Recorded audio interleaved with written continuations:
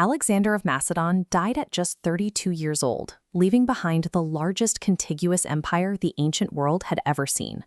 Yet beneath the myth of his conquests lies a terrifying case study in human psychology, a look at what happens when ambition is cultivated with absolutely no built-in limits. His story begins here, in Pella, the capital of ancient Macedonia. He was born in 356 BC to King Philip II, who immediately began grooming his son to operate as a precision instrument of state power. That grooming required elite intellectual conditioning. Philip hired Aristotle, the preeminent philosopher of the era, to instruct the young prince.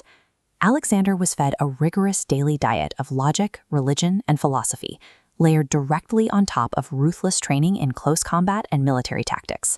The results of this extreme education surfaced early. At age 10, when adult men failed to control a massive horse named Bucephalus, Alexander calmly approached the animal, spoke to it, and rode it. It was a staggering display of unnatural self-belief. Watching this, King Philip reportedly told his son to seek a kingdom worthy of himself, because Macedonia was too small for him. Alexander's insatiable drive was a calculated feature of his upbringing. He was programmed from childhood to view the world as something to be swallowed whole. That programming was put to the test when Alexander turned 20. During a royal wedding, King Philip was suddenly stabbed to death by a bodyguard. In an instant, the young prince was thrust into absolute power. To secure his position, Alexander orchestrated the executions of his own stepmother, her newborn baby, and every political rival with a claim to the throne. The calculated brutality of these acts suggested that, in order to rule, the boy had effectively stripped away his own humanity. When the Greek city-state saw a 20-year-old on the throne and attempted a rebellion, his military response was uncompromising. He marched 3,000 soldiers into Thebes and completely annihilated the city, crushing the revolt before it could spread. These initial acts of slaughter demonstrated how deeply he had internalized his father's lessons. To rule an empire effectively, the boy had to die so the tyrant could take command. Look at this 334 BC map. Tiny Macedonia sits west. East lies the Persian Empire, the global superpower. Invading with 40,000 soldiers was a statistical impossibility. The geographic scale was staggering, yet Alexander marched on foot across deserts, rivers, and mountain ranges. He overcame the odds through brilliant lateral thinking. At the Granicus River, facing a larger Persian force, he utilized a specialized wedge-shaped assault, driving his troops directly into the river and slicing straight through the center of the Persian defensive line. His tactical speed was unmatched. At the Battle of Issus, Alexander personally led a cavalry charge through the chaos, forcing the Persian king, Darius III, to abandon his army and flee for his life. When the island fortress of Tyre refused to surrender, Alexander's willpower bordered on the obsessive. Over 7 grueling months, he ordered his army to build a massive stone bridge directly into the ocean, just so he could march his siege engines up to their walls. These victories required an ambition so extreme that it simply ignored physical constraints.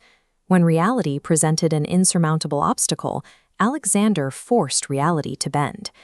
As he pushed into Egypt, the psychological shift began.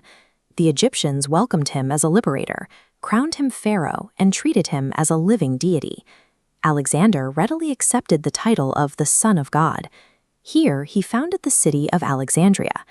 It was a calculated move to leave a permanent cultural and architectural imprint on the territories he consumed, merging Greek administration with Eastern traditions.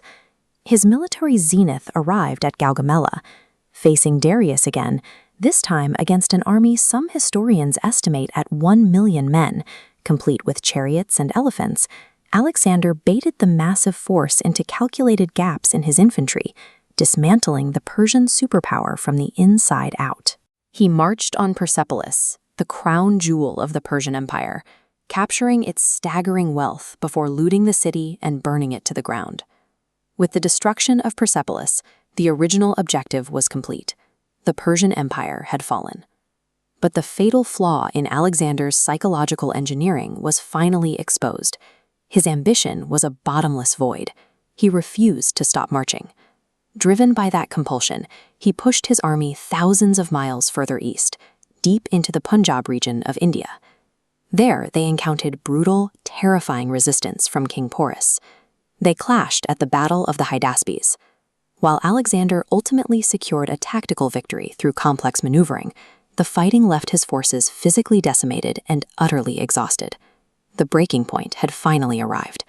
In the torrential Aleian rains, his own traumatized soldiers flatly refused to take another step. They missed their families, they missed their homeland, and they were done bleeding for a man who would never be satisfied.